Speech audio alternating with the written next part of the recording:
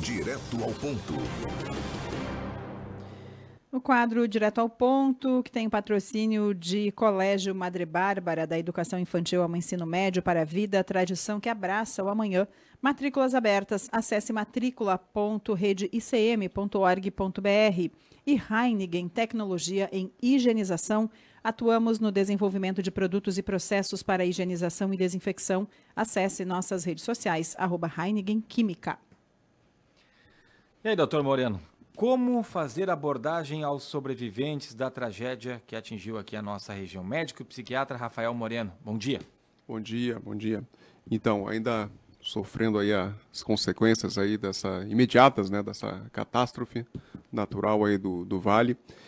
Em relação à abordagem psicossocial, eu fiquei muito feliz aí que a psicóloga Melissa Couto, né, tá agindo bastante aí, inclusive na coordenação dos cuidados. A Melissa é extremamente especializada no assunto, já agiu em várias tragédias, Kiss, Chapecoense, Brumadinho. Então, acredito que a abordagem psicossocial, que é a abordagem não medicamentosa, tá, de se fazer às vítimas, aos sobreviventes, ela está sendo, acredito que, muito bem feita. Tá? Acredito os serviços também acadêmicos, né, estão todos dispostos, Univates, os programas de residência médica em psiquiatria também estão ajudando. Isso é ótimo, né? O que a gente está ouvindo de alguns relatos é de que algumas famílias não estão aceitando o atendimento psicológico, tá? E às vezes são questões culturais, questões às vezes também determinadas faixas etárias também são mais rígidas, né? Parece que algumas situações de idosos não estão aceitando a ajuda psicossocial, mas acredito que são por questões aí da própria personalidade mesmo, dessas pessoas, assim, de que é feio aceitar ajuda, né? Que eu acho que é errado, né? A gente está no momento que a gente precisa aceitar a ajuda. O que mais me preocupa é a questão da abordagem medicamentosa dessas pessoas, porque muitas vezes essas pessoas acabam recebendo os benzodiazepínicos na tentativa de acalmá-las. Os benzodiazepínicos, a gente fala aqui, é o diazepam, o clonazepam, o bromazepam, esses medicamentos terminados com pan em geral, tá? Nome comercial aí, Valium, Rivotril, tá? Frontal, que seja. Esses medicamentos, tá? Existem estudos grandes mostrando que quando a gente utiliza esses medicamentos logo após uma situação de trauma, tá? Eles até na hora podem acalmar, mas eles aumentam o risco dessas pessoas desenvolver o tal do transtorno de estresse pós-traumático. Tá? O transtorno de estresse pós-traumático, a gente ainda não está vendo nessas pessoas que passaram por essa tragédia. O transtorno de estresse pós-traumático, ele começa 30 dias depois, pelo menos 30 dias depois da tragédia. Que é o que acontece? A memória traumática daquelas pessoas que passaram por risco de vida ou perderam tudo dentro dessa tragédia, ou viram muita desgraça, tá?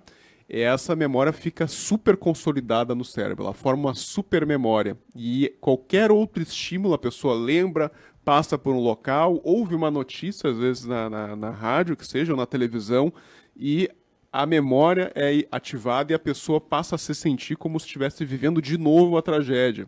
Isso a gente chama de transtorno de estresse pós-traumático, é um transtorno de supermemória. E esses medicamentos aumentam o risco de desenvolver esse transtorno. Então, eu até fiz uma aula, até se possível puder distribuir, né? Eu fiz uma aula tanto em vídeo quanto em áudio, tá? Explicando como é que deve ser a abordagem medicamentosa dessas pessoas, que é o que mais me preocupa. Tá? Até conversando com grupos de médicos, assim, o pessoal, poxa, na minha situação ia encher o pessoal de benzodiazepínico, que é o que acalma. Tá? Ia chegar lá o pessoal numa urgência, tá apavorado lá, que perdeu tudo, eu ia dar um diazepam, ia dar um Rivotril, mas tá errado. Tá errado. E lembrar que muitas vezes a situação de ansiedade é muito mais do médico de se sentir impotente no que poder fazer, ele acaba, enfim, usando os recursos que ele tem para tentar aliviar a dor, mas às vezes é muito mais uma ansiedade do médico do que da própria pessoa. Então, mesma coisa às vezes quando tem o luto, né? A gente, o luto, o processo de luto, ele vai fazer parte do indivíduo. A gente não pode anestesiar o luto, umas vezes. A gente vai anestesiar o luto em situações extremas, tá? Então, mas faz parte do processamento da memória, faz parte da pessoa superar o que aconteceu, ela passar por todas as etapas do luto. A gente não pode anestesiar com medicamentos. A gente vai medicar em situações extremas e lembrar de evitar o uso dos benzodiazepínicos e Inclusive as pessoas que utilizam cronicamente, que utilizam todos os dias os benzodiazepínicos e passaram por tragédia, tá? Também tem estudos mostrando que essas pessoas têm um risco aumentado de desenvolver essa hipermemória, esse transtorno de estresse pós-traumático. E lembrar que o transtorno de estresse pós-traumático acontece em criança, acontece em adolescente, acontece em adulto, acontece em idoso, e ele abre oportunidade para a pessoa desenvolver depressão, transtorno de ansiedade, alcoolismo, drogadição, mais agressividade. Então, realmente não é bom desenvolver o transtorno de estresse pós-traumático. Doutor, e qual seria a melhor abordagem, então? Isso, claro, quando trata-se de médicos, né, ou o pessoal da saúde, que às vezes tem aquele contato ali mesmo para fazer o atendimento, é um tipo. Mas quando os próprios familiares, acho que são dois posicionamentos um pouco diferentes, né? Quando é profissional e quando é alguém que está ali às vezes num primeiro momento, um apoio até a chegada de um profissional, ou até chegar a ir a um profissional para fazer o atendimento. Como é que se conversa com essas pessoas? O que se diz, pelo menos, para tentar ajudar de alguma maneira? Porque as pessoas, como tu disse, né, as pessoas ficam ansiosas para tentar acalmar, para deixar a pessoa melhor, e às vezes pode não estar ajudando tanto, né? Eu acho que o principal, às vezes não é o que a gente fala, é o que a gente escuta, é o momento de escuta. Tá? A gente tem que escutar. Tá?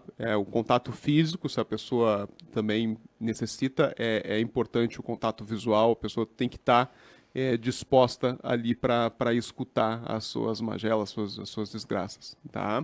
Então, isso que é importante. A outra questão é não estimular a pessoa a toda hora contar o que aconteceu, tá? As pessoas estão fartas de contar o que aconteceu e toda vez que ela conta o que aconteceu, eu tive que ficar preso, eu tive que ir lá, perdi tudo, tal pessoa eu vi água levando, essa gente narrar toda hora a tragédia que aconteceu, isso também vai fazendo com que a memória fique consolidada na forma de hipermemória, que aumenta a chance do estresse pós-traumático. Então, não ficar, me conta o que aconteceu, blá, blá, blá, blá.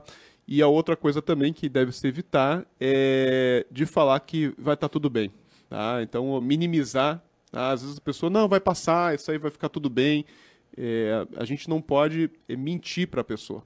Tá? A gente sabe que existem situações que, para ficar tudo bem, vai demorar muito, vai ser muito complexo. Tá? Situações ali de Roca Salles e Mussum, tá? Eu acabei tendo que tentar ajudar meus sogros lá em Encantado e acabei tendo que passar ali por Roca Salles ali. Quem viu ali aquilo ali ao vivo sabe que não é tão fácil assim para ficar tudo bem. Então a gente não pode minimizar. Né? Diz, vai passar, vai passar, vai passar. Não, vamos ver. Então essas 3 principais dicas aí que eu dou aí. E lembrar, tem que buscar atendimento, principalmente psicológico necessitar psiquiátrico depois, para as pessoas que principalmente entrarem em estado de choque com a situação. Tá? Essas pessoas têm um risco maior de desenvolver o transtorno de estresse pós-traumático. Tá certo. Médico psiquiatra Rafael Moreno, muito obrigado pela participação, pelas dicas, né? Um momento bem complicado, algumas pessoas aqui elogiando o fato de trazermos esse tema, né? De ter essa explicação aí por parte do Dr. Moreno também. Muito obrigado e uma boa semana. Certo, abraço a todos aí. Esperança.